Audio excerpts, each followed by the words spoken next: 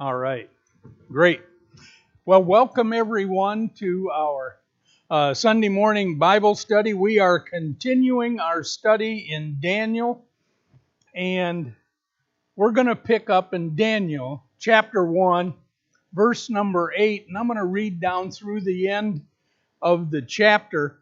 And as we remember, Daniel's prophecy was written regarding the captivity of Judah in Babylon and those things that happened and how God supported them and encouraged them, but also gave them some admonition.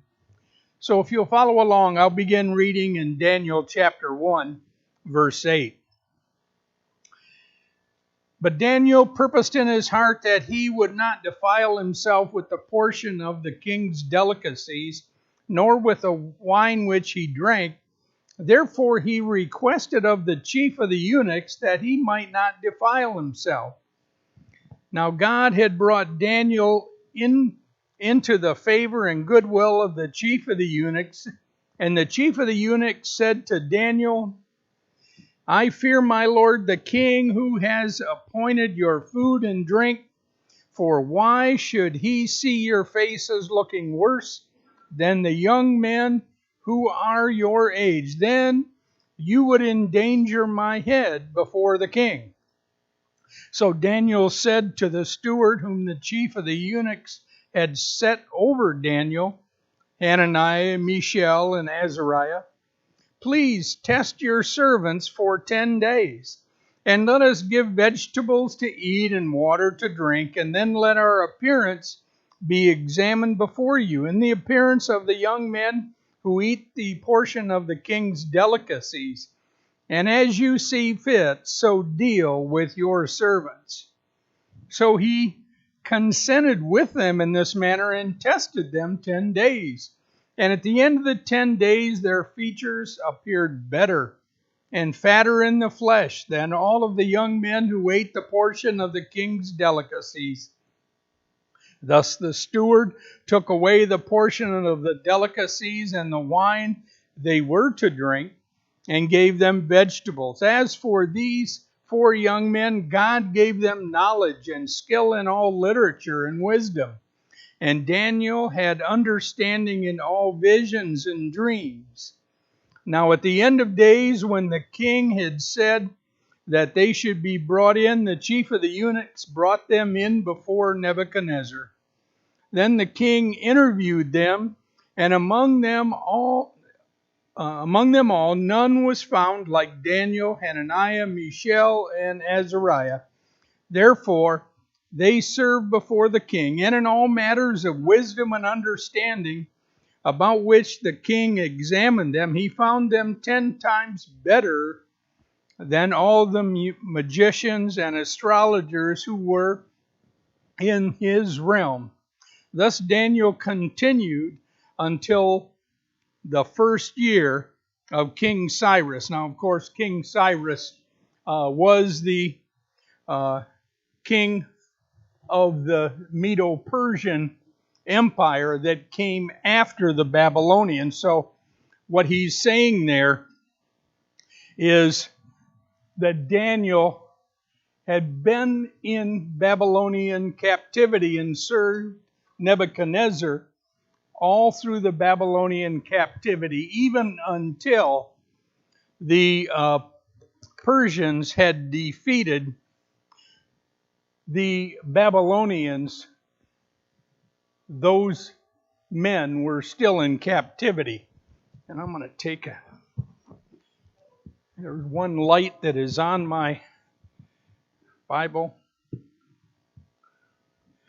There, now I can see it. So as we were looking at this passage, we understand Daniel was a captive, and he was brought in to Babylon for what special purpose? To serve the king. Now, in a general sense, all of Babylon served the king. But this was a more specific sense that Daniel, and as we would call them, Shadrach, Meshach, and Abednego, were brought in and trained for 3 years to serve Nebuchadnezzar. And as he was being prepared for that, part of that preparation, Nebuchadnezzar wanted beautiful people in front of him. You know, we go back to the beginning of Daniel chapter 1, where it gave the criteria. We looked at it last week of what the king criteria was in choosing people to come and serve him in the palace, serve him in the king's court. And some of those qualifications were, they were either to be of royal blood or come from wealthy families. They had to have that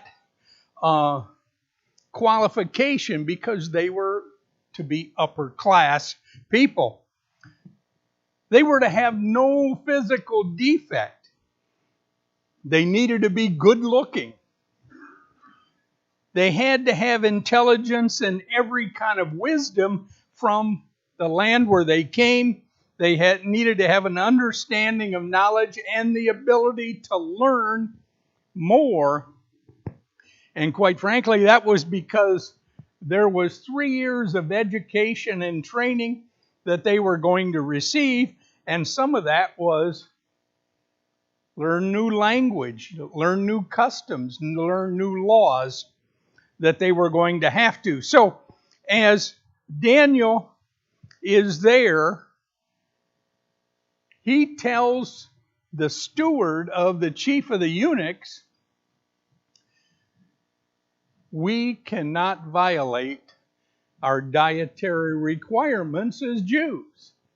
Now, remembering that there were not only Jews who were in that training class, if you will, as Babylon went and conquered countries around them, it was their custom to bring back those young men who had these same qualifications and train them to serve the king of Babylon.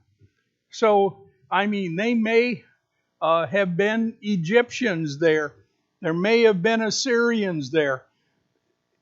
There were any number of countries that Babylon had conquered. So here, Daniel and his friends said, we have to keep our dietary requirements. And what was the chief of the eunuchs' response?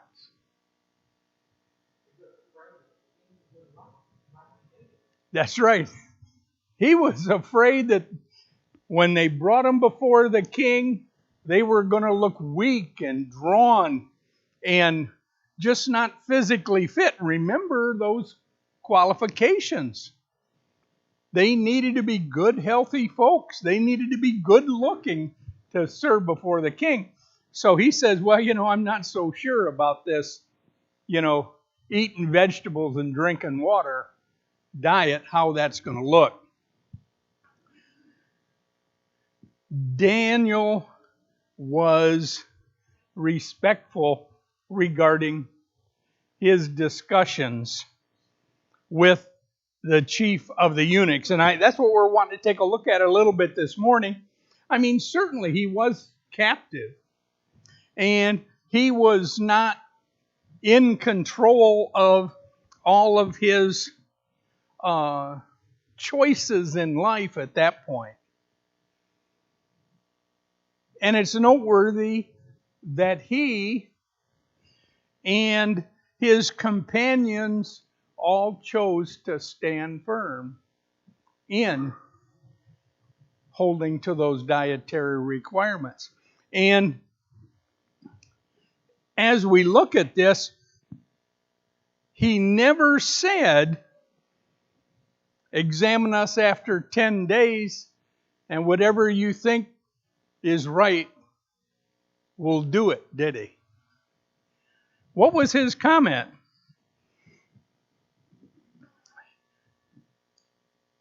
He said, verse 13, "Then let our appearance be examined before you, and the appearance of the young men who eat the portion of the king's delicacies, and as you see fit, so deal with your servants." He's saying, you're going to have to decide what you're going to do with us. He didn't say, well, we'll go back to eating the king's delicacies. He said, you're going to have to decide what you're going to do with this, because we are firm in what we're going to do. Daniel was always, perhaps we'd say today, that perfect diplomat. He was respectful, and he was negotiating with the man who had control over him. Let's take a look over at Daniel chapter 2 and verse 14.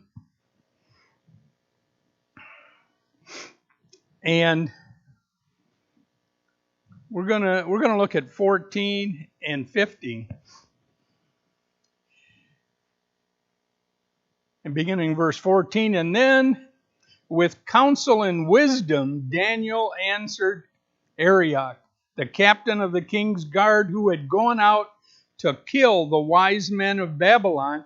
He answered and said to Arioch, the king's captain, 'Why is this decree from the king so urgent?' And then Arioch made the decision known to Daniel." And in verse 16, "So Daniel went in and asked the king to give him time, that he might tell the king the interpretation." Of course, this is when the king had that dream, and he called in all those wise advisors that he had that served the king's court. Now, this certainly was going to be the group that Daniel, Shadrach, Meshach, and Abednego was going to join when they had completed their 3 years of preparation for that. And it's good to understand that Nebuchadnezzar had that dream in that time period that was right after he took the Jews into Babylon. He would have done that in the dream would have been in 606, 605 BC, in that time frame. So Daniel was still kind of advisor in training at that time. And that's probably why he wasn't brought in with all that group of wise men that were brought in to answer the king's question regarding the dream that he held. But even here we say that Daniel was very respectful, and he reasoned with them and asked, why does this seem so important that we've got to do this right now? And remember, we'll get there before very long, probably next week, where the decree went out to kill all the wise men. And we're going to see at that point, Daniel, Shadrach, Meshach, and Abednego was included in those who they were going to kill, but they hadn't been brought in for a consultation because they were still in training at that point. Daniel worked with those things, those abilities, those strengths that God had given him. We see as we just read, that Daniel had received the ability to work with people. That was part of the reason that he was chosen for this purpose. After the 10 days, we talked about this a little bit last week. After the 10 days, he was again examined. We see in verse 15, at the end of the 10 days, their features appeared better and fatter in the flesh than all of the young men who ate the portion of the king's delicacies. And the steward made the wise decision at that point to take those away from Daniel and his companions. Here in verse 7 is a verse I was referring to. As for these 4 young men, God gave them knowledge and skill in all literature and wisdom, and Daniel had understanding in all visions and dreams.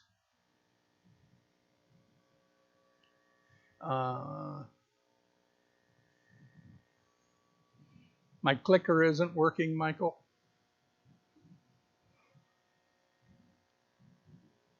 There we go. Thank you.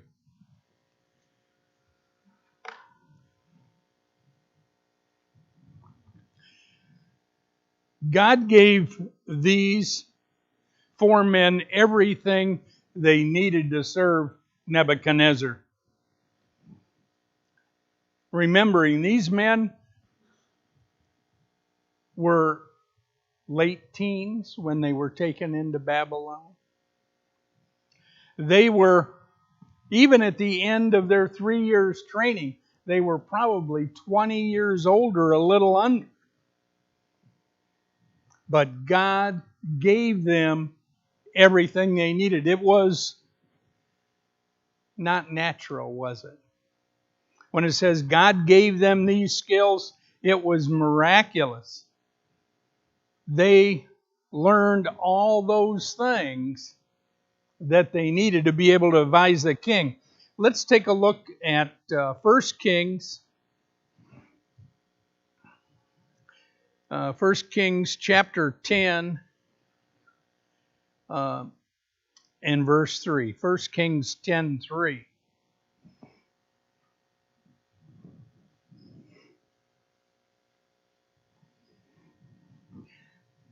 This is regarding Solomon. It's not regarding Daniel or this particular time, but it's another time where God had given a greater understanding and greater wisdom to someone who had asked for it.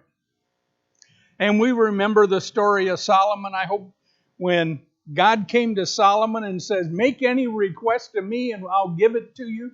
What did Solomon ask for? Wisdom.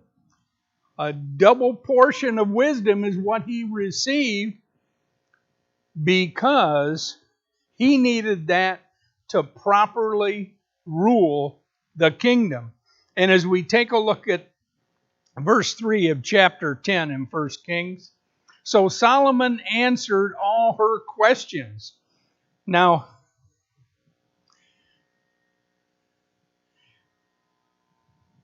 she is the Queen of Sheba. She was a wise ruler, and they had great wisdom.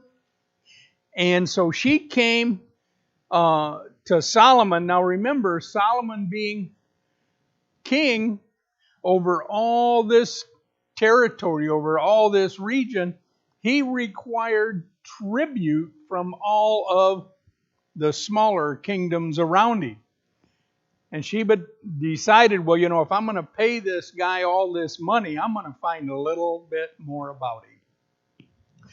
So she came and she was questioning him. And in verse 3, so Solomon answered all her questions.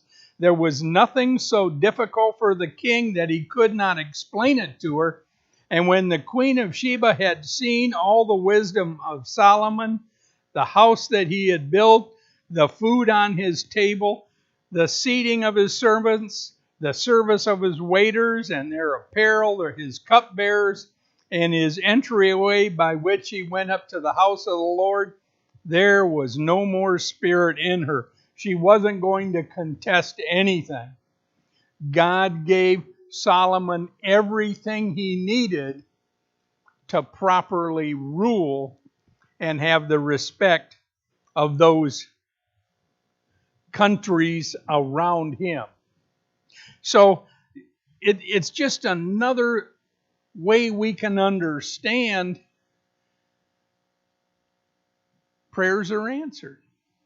If we need something from God, if we need that, we first of all should pray and ask Him to provide what we need.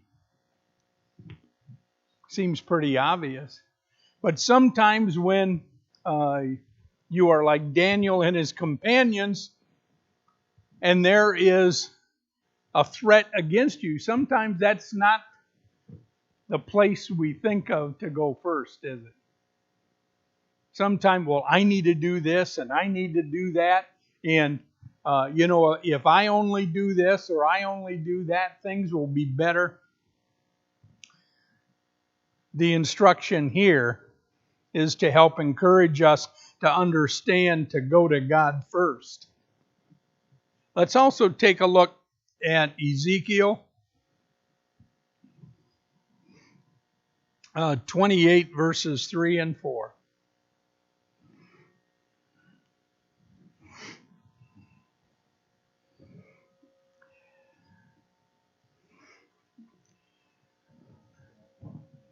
I'm sorry? 28. Ezekiel 28 verses 3 and 4.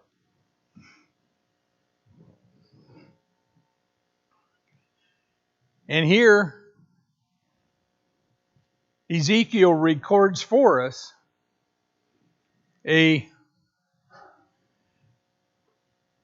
reminder to us of the great wisdom that Daniel had. Beginning of verse 3, "Behold, you are wiser than Daniel.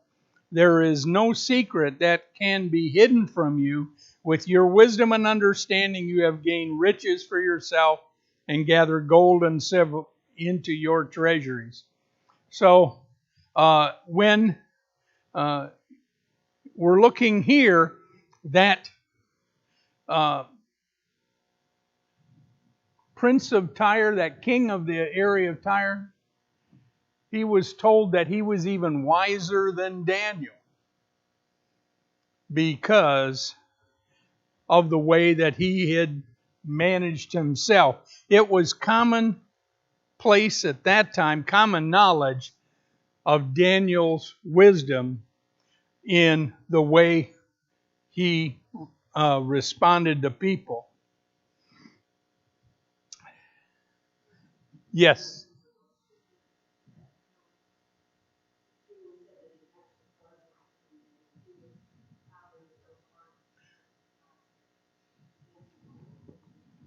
Okay. Let me take a look at that.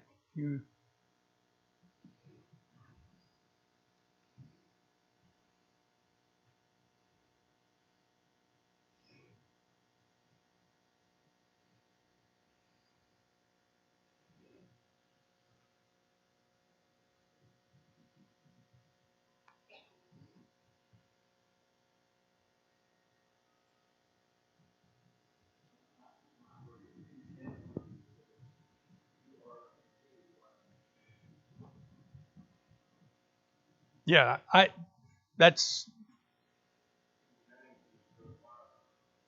yeah. Well, the reference is still there on how Daniel was, how wise he was. So,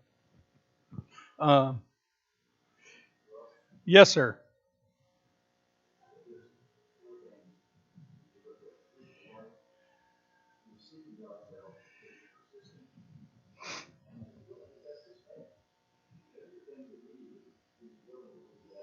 Mm-hmm.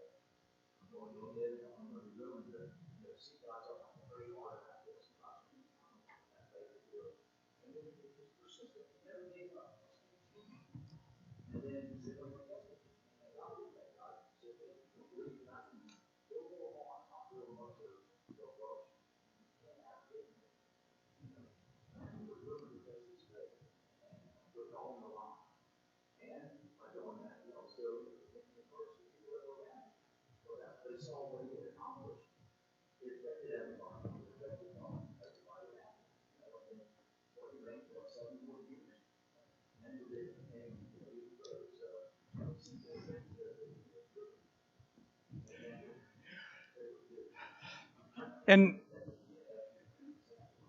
and that's kind of a good point, but I'm not sure. I think he had true confidence because of his relationship with God, that he knew that it was going to be okay. He knew that he was going to receive that wisdom. So that, that may be a test of his faith with God, but I think God had spoken to him and told him that this, this is what you will have. These gifts are what you're going to have. So be strong and do not fear when you do this. Because we'll see in other areas as we get into chapter 2 and beyond, where he has to go to God and ask something of him, the interpretation of the dream and these other things, where that specific knowledge he's going to receive from God as he asks for it. Regardless, it is his faith in God that allows him to remain faithful and to influence the Gentiles around him. Now we remember that, as we talked about in the introduction to the lesson, one of the purposes for Daniel writing the book was to encourage the Jews regarding the captivity that they were going through, because we looked back and we saw why God had taken them into captivity, why they had been defeated by Babylon. But the other reason was to show the Gentiles that God was in control. So it was show the Jews God is in control, and show the Gentiles that God is in control. And this is a perfect incident too, because we know 10 days on vegetables and water didn't improve their appearance and make them fatter than eating all the delicacies and drinking the wine from the king's table. We just wish it was that way today. But they ate vegetables and drank water, and their appearance was improved, and they had put on weight, and that demonstrated to the Gentiles that they were doing those things, and God had supported them in that. That's the lesson for us today. Not necessarily to eat vegetables and drink water. And I'll tell you, there's a lot of people that use this passage to say we need to be vegetarian, we need to be vegan. That's not the message out of this. The message out of this is to put your faith in God and serve Him the way He wants to be served, and know that God is in control. Whatever happens to you, God is still in control. So we can take that away from this particular passage. We're going to move on to chapter 2. Any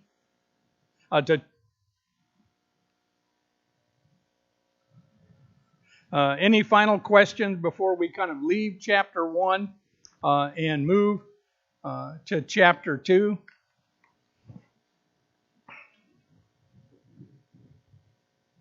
All right. Here in chapter 2 we have Nebuchadnezzar has a dream, and we'll read down through, we'll read down through verse 13, I think, and then come back and take a look at it. Now in the second year of Nebuchadnezzar's reign, Nebuchadnezzar had dreams, and we understand that to be dreams/visions. And his spirit was so troubled that his sleep left him. Then the king gave the command to all the magicians, the astrologers, the sorcerers, and the Chaldeans to tell the king his dream. So they came and stood before the king, and the king said to them, I have had a dream, and my spirit is anxious to know the dream. Then the Chaldean spoke to the king in Aramaic, O king, live forever. Tell your servants the dream, and we will give you the interpretation. The king answered and said to the Chaldeans, My decision is firm. If you do not make known the dream to me and its interpretation, you shall be cut in pieces, and your houses shall be made an ash heap.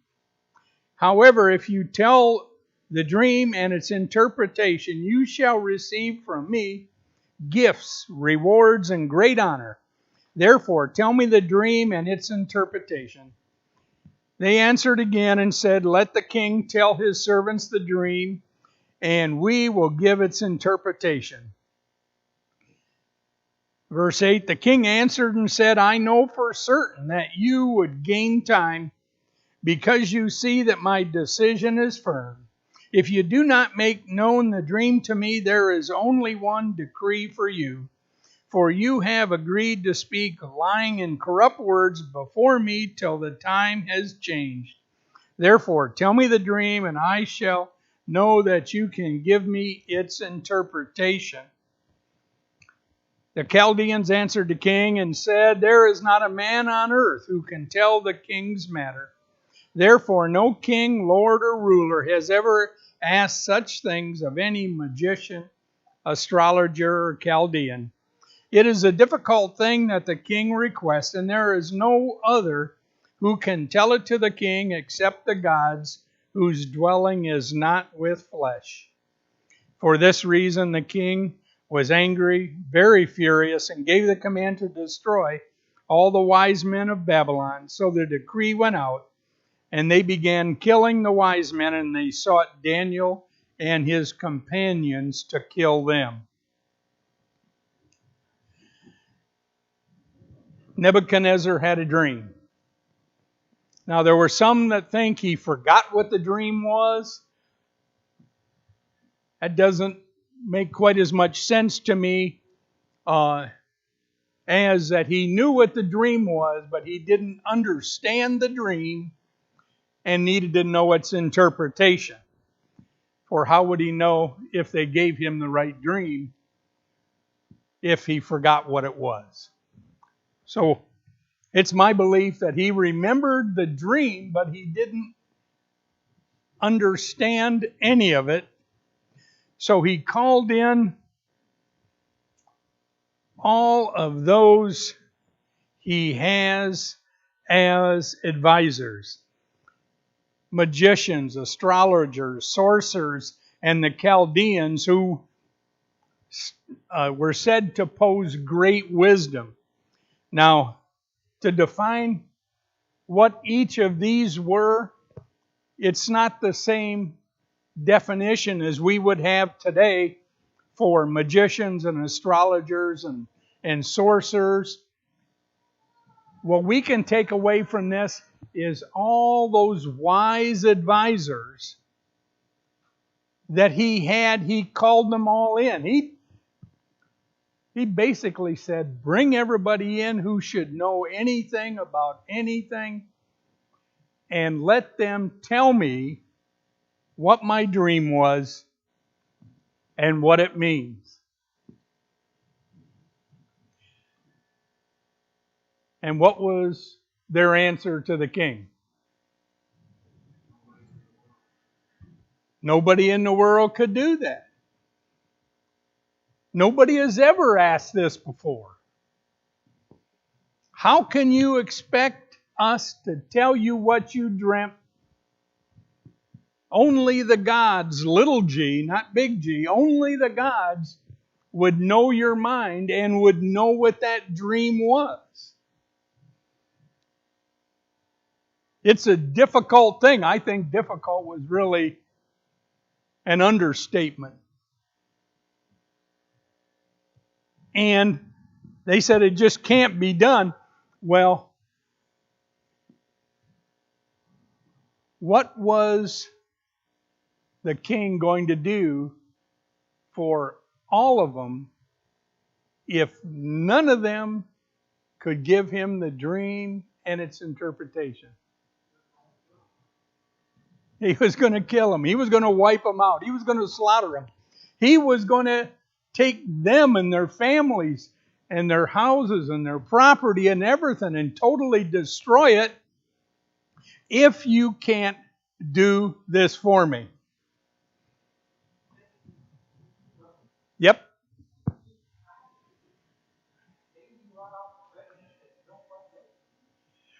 That's absolutely right, but what did they try to do? Yeah, and they...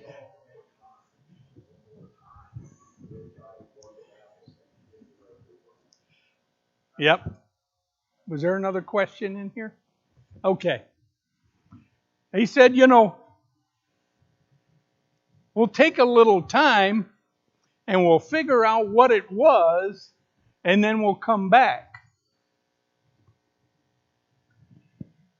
He knew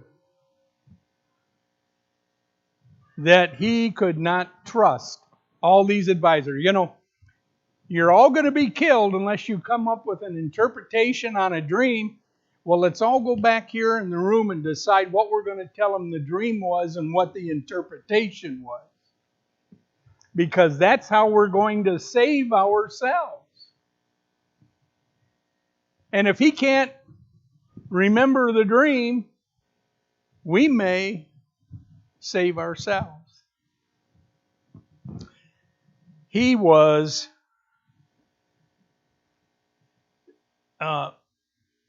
knew what was coming when they started to hedge and I don't know, nobody can do this. Let's take a look at Genesis chapter 41.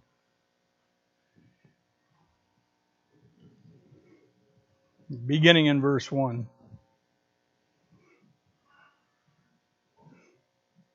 Genesis 41, beginning in verse 1. And here is the record of Pharaoh's dreams. Then it came to pass at the end of 2 full years that Pharaoh had a dream, and behold, he stood by the river, and suddenly there came up out of the river 7 cows looking fine and looking fat, and they fed in the meadow. Then behold, 7 other cows came up after them out of the river, ugly and gaunt, and stood by the other cows on the riverbank. And the ugly and gaunt cows ate up the 7 fine-looking and fat cows. So Pharaoh woke. He slept and dreamed a second time, and suddenly 7 heads of grain came up out of one stalk, plump and good. Then behold, 7 thin heads, blighted by the east wind, sprang up after them, and the 7 thin heads devoured the 7 plump and full heads. So Pharaoh woke, and indeed it was a dream. Now it came to pass in the morning that his spirit was troubled, and he sent and called for all the magicians of Egypt and all his wise men, and Pharaoh told them his dream, but there was none who could interpret them for Pharaoh. This was the thing to do. It was a message to them that they were given a vision.